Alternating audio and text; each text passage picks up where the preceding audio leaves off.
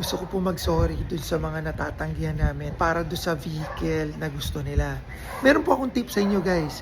Since na it's peak season na, kung mapapansin nyo wala na ganong vehicle dito sa garahe namin, I would highly suggest na ibigay nyo agad yung travel dates nyo, kung ilang seater yung gusto nyo, tapos isubmit nyo na agad yung requirements sa mga kinakailangan para sa mga gustong sumubok dito sa serbisyo natin at nagda-doubt kayo, pwede po kayong mag-walk-in.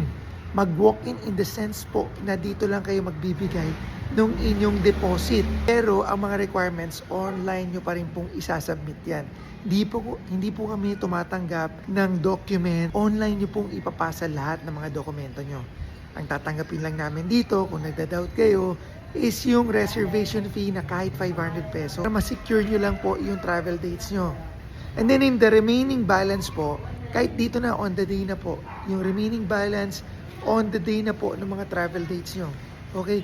Guys, lilinamin ko lang po, hindi po kami natanggap ng dokumento dito sa garahe. At po ng dokumento, ipapa-verify nyo yan online. Maraming salamat. See you po dito sa Easy Ride Car and Motor Rental Garage.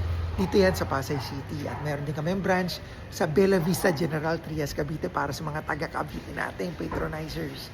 This is Tonyo, founder ng Easy Ride Car and Motor Rental. Magandang araw po sa inyo.